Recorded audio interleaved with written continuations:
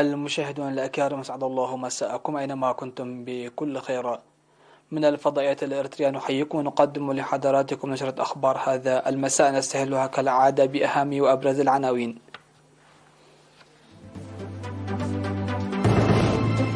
تشييع الشهيد المناضل أكود حامد أكود.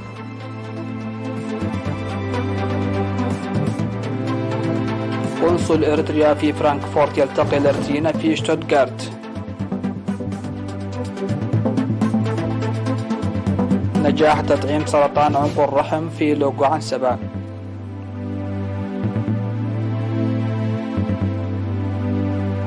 القوات التركية تستعد لشن عمليات برية في شمال سوريا. بكين تعلن إبعادها طرادا حربيا أمريكيا قرب جزر سبراتلي. أكبر بركان نشط في العالم يثور في هاواي.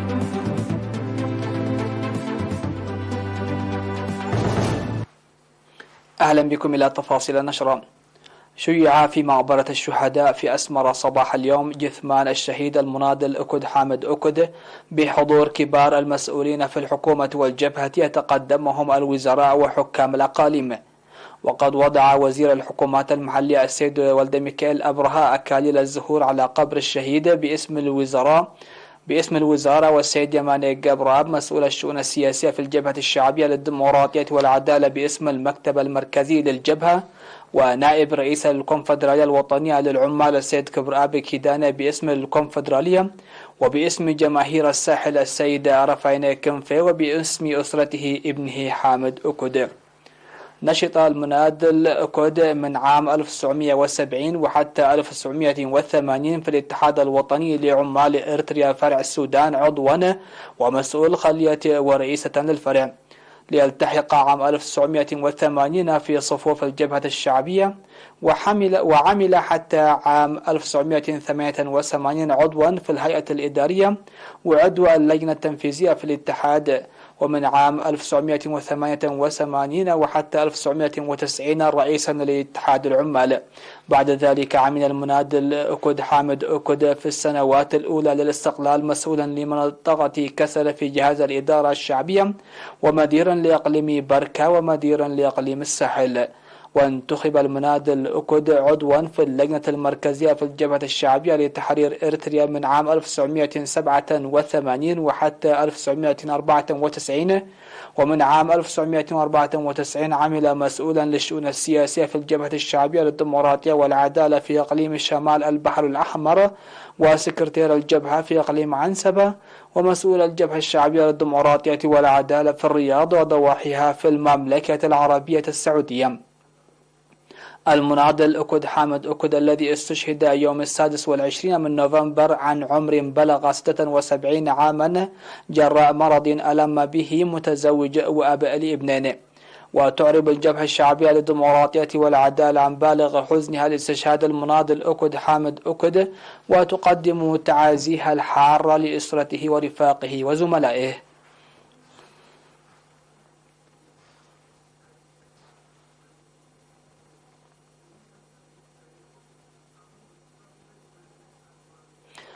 عقد قنصل إريتريا العام في فرانكفورت الألمانية السيد كبراب تخصصه في 20 من نوفمبر اجتماعا للإريتريين في شتوتغارت وبحث برامج التصدي، وقدم توضيحا حول الأوضاع في البلاد والمنطقة والعالم، موصيا المواطنين لتعزيز التنظيم والمساهمة، موضحا في الوقت ذاته تواصل الجهود لتقديم خدمات قنصلية ناجزة وحماية حقوق ومصالح الإريتريين في الخارج. من جانبه أوضح مسؤول الشؤون الجماهيرية والمجتمعية سيد كحساي تولدي أن المرحلة الحالية تتطلب توعية وتنظيم الشباب للدفع بدورهم في البرامج الوطنية. وأكد المشاركون على الاستعداد للمساهمة المطلوبة لمصلحة الوطن والشعب. من ناحية ثانية عقد فرع الاتحاد الوطني للمرأة في ألمانيا اجتماعا مع المرأة الشابة يوم 19 من نوفمبر. بحث الاجتماع الذي شاركت فيه 30 ممثلة للمرأة الشابة في عموم ألمانيا تقوية التنظيم والتأطير وأهمية وراثة القيم. وقدمت رئيسة الفرع الاتحاد الوطني للمرأة الإريترية السيدة عقبة أفورقي توضيحا للشابات حول دستور الاتحاد، وانتخبت المشاركات هيئة إدارية لسنة واحدة. من جهة أخرى نظم برنامج يوم 19 من نوفمبر في مدينة منهايم الألمانية بمناسبة 3 من ديسمبر اليوم العالمي للمعاقين، يكون ريعه للجمعية الوطنية لمعاقي الحرب. وجمع في المناسبة التي شهدت مناشط فنية أكثر من 3000 يورو.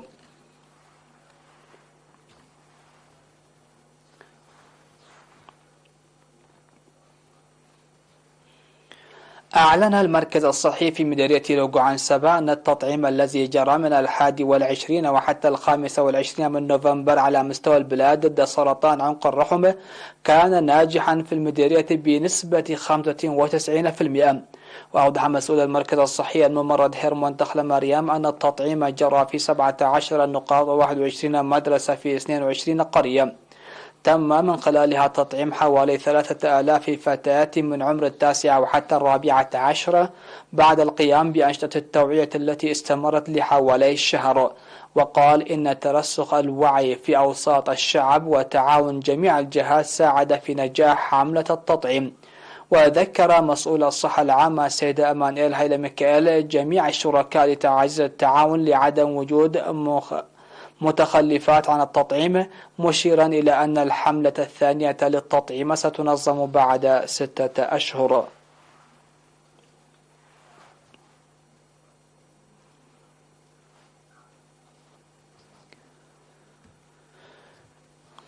اختتمت يوم 28 من نوفمبر الدورة التدريبية التي نظمتها مفوضية الثقافة والريادة من 22 من نوفمبر حول أبحاث الآثار مشروع دوليس. شارك في التدريب الذي أشرف عليه خبراء أبحاث الآثار من إريتريا وإيطاليا 35 عضوا من مكتب أبحاث الآثار والمتحف الوطني وعصام الوزارات. تضمن التدريب خطط واستراتيجية أبحاث الآثار ودور المجتمع لحماية الآثار وتربية آثار الفخاريات واستخدام نظام المعلومات الجغرافية ومواصفات الأرض ومعلومات عامة عن الآثار وعلم الإنسان. وقال مفوض الثقافة والريادة السفير زمدي التاخلة في مراسم اختتام الدورة التدريبية، قال إن البرنامج نقل تجربة غنية عن أبحاث الآثار، مشيدا باهتمام المدربين والمتدربين لتطور الأعمال البحثية العلمية. وأوضح مسؤول أبحاث الآثار في المفوضية الدكتور سجاي مدين والبروفيسور الإيطالية سيرينا ماسان أن التدريب الذي ركز في مواضيع عامة له دور كبير في حماية الآثار واستمرارية الأبحاث الأثرية الإريترية. وأكد المشاركون في التدريب أن المعرفة المكتسبة سيكون لها الفعالية في الأعمال البحثية الأثرية التي تجري على مستوى البلاد.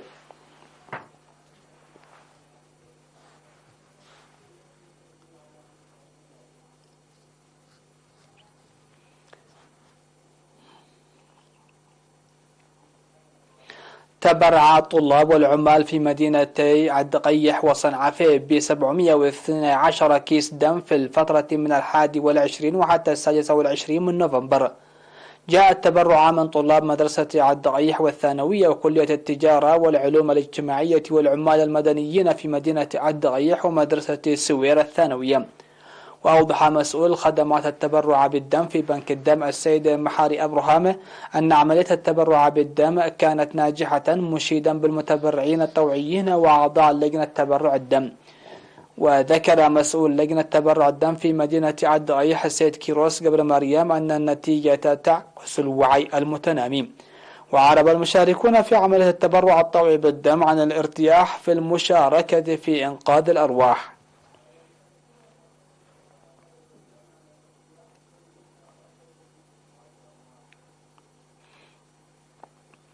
جرت أعمال تحسين البنية التحتية في مدرسة أصمات الداخلية المتوسطة والثانوية المشيدة عام 1998 للدفع بالعمليات التعليمية. شمل التحسين الذي يقوم به السكان صيانة قاعة الطعام خطوط المياه والنوافذ ودورات المياه وسبورات الدراسة، وقد أنجز 90% من العمل. وأوضح مدير المدرسة الأستاذ جيمي عثمان ومسؤول الإدارة والمالية الأستاذ عبد الله إدريس أن العمل جار بالتعاون مع مكتب وزارة التعليم في الإقليم والمديرية ووحدة خدمات المياه في أسندم. وذكر الأستاذ جمع اكتمال استعدادات الطلاب للعام الدراسي بالتأطر في أندية الرياضة والثقافة والرسم والإسعافات الأولية والقراءة والتشجير. وقال مسؤول التعليم في مديرية أسماء الأستاذ إبراهيم أكد أن البرنامج هدفه تنشئة أجيال كفؤة تحمل الأمانة.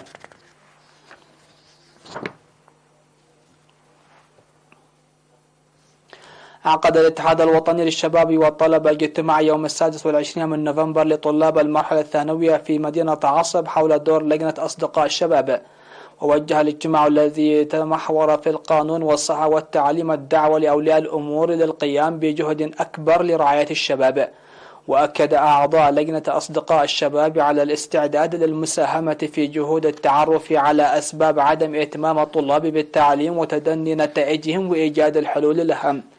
وشرح مسؤول الاتحاد الوطني للشباب والطلبة في مديرية عصب السيد علي أحمد حيو أهداف لجنة أصدقاء الشباب، داعيا للقيام بدورها الفعال لرفع وعي ومعرفة الشباب.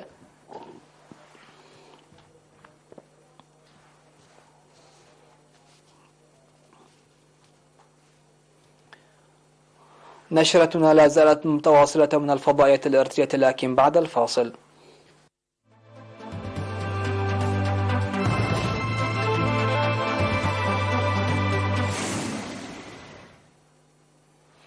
أهلا بكم. على الصعيد العالمي، أكد الرئيس التركي رجب طيب أردوغان عزم بلاده على تشكيل ممر أمني بطول 30 كيلومترا على طول الحدود الجنوبية مع سوريا، وذلك مع تزايد التوقعات بعملية عسكرية جديدة في نهاية الأسبوع. وفي حديثه بعد اجتماع لمجلس الوزراء في العاصمة أنقرة، قال أردوغان إنه لا ينبغي أن ينزعج أحد من العمليات العسكرية التركية في سوريا. وقال مسؤولون أتراك أن الجيش يحتاج إلى أيام قليلة فقط ليكون جاهزا للتوغل البري في شمال سوريا. وكانت الولايات المتحدة أبلغت تركيا العضو بحلف الشمال الأطلسي بأن لديها مخاوف بالغة من أن يؤثر التصعيد العسكري على مكافحة تنظيم الدولة الإسلامية، فيما طلبت روسيا الامتناع عن العملية. ويأتي التصعيد بعد تفجير أسفر عن سقوط قتلى في اسطنبول قبل أسبوعين، وألقت أنقرة باللوم فيه على وحدات حماية الشعب الكردية، ونفت الجماعة الكردية مسؤوليتها عن الهجوم، وردت في بعض الأحيان عن الهجمات عبر الحدود بقصف بقذائف المورتر.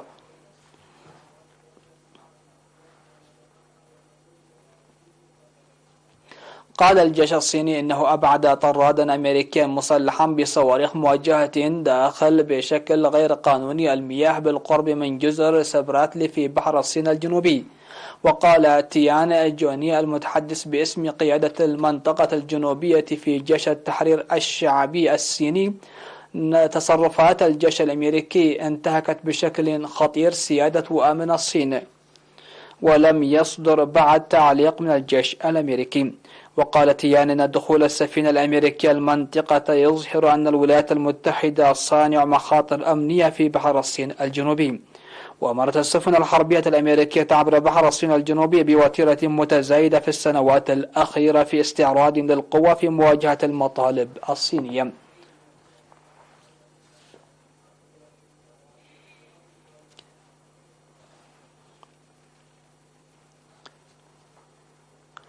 شهدت جزيرة هاواي الأمريكية ثورانا لأكبر بركان نشط في العالم، هو الأول منذ نحو 40 عاما، وقد قذف الرماد من دون أن يشكل إلى الآن أي تهديد لسكان المناطق المحيطة به. وبدأ ثوران البركان مونالوا وفق تحذير أصدره المعهد الجيوفيزيائي الأمريكي. وأشار المعهد إلى أن الأمر لا يشكل في الوقت الراهن أي تهديد للمناطق المأهولة، منبها إلى عدم وجود أي مؤشر يدل على تقدم الثوران نحو منطقة الصدع. ولم تصدر السلطات أي أوامر إخلاء إلا أن بعض من الطرق أغلقت احترازيا.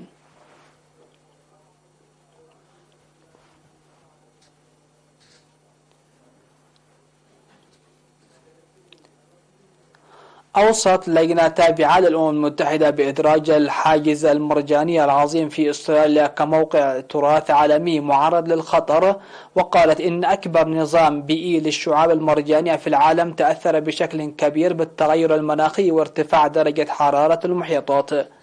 وقال تقرير صادر عن باحثين من منطقة الأمم المتحدة للتربية والعلوم والثقافة اليونسكو زاروا الشعاب المرجانية في مارس أن قدرة الشعاب المرجانية على التعافي من آثار تغير المناخ معرضة لخطر كبير. وقال تقرير صادر عن باحثين من منظمة الأمم المتحدة للتربية والعلوم الثقافية، وقالت وزيرة البيئة تانيا بيلينبيرغسك الأسترالية أن الحكومة ستضغط على اليونسكو لعدم إدراج الشعاب المرجانية على أنها مهددة بالانقراض، لأن التغير المناخي يهدد جميع الشعاب المرجانية في جميع أنحاء العالم. وتعهدت حكومة حزب العمال الأسترالي المنتخب حديثا بإنفاق 800 مليون دولار في السنوات القادمة لحماية الشعاب المرجانية. وأقر البرلمان في سبتمبر تشريعا للوصول إلى صافي انبعاثات صفري بحلول عام 2050.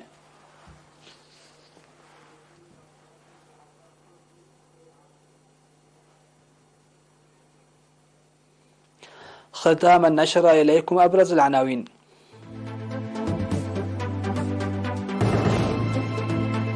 تشييع الشهيد المناضل أكد حامد أكد.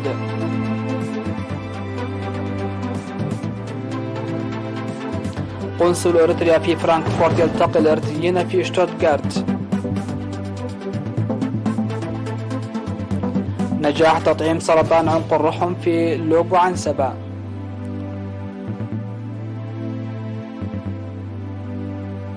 القوات التركية تستعد لشن عمليات برية في شمال سوريا.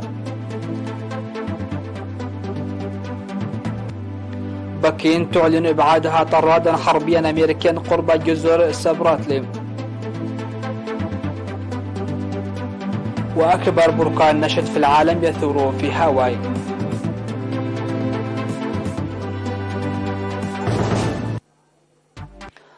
مشاهدينا الكرام، هكذا نكون قد وصلنا وإياكم إلى نهاية نشرة هذا المساء. شكرا لحسن الاستماع والمتابعة، ودمتم في أمان الله.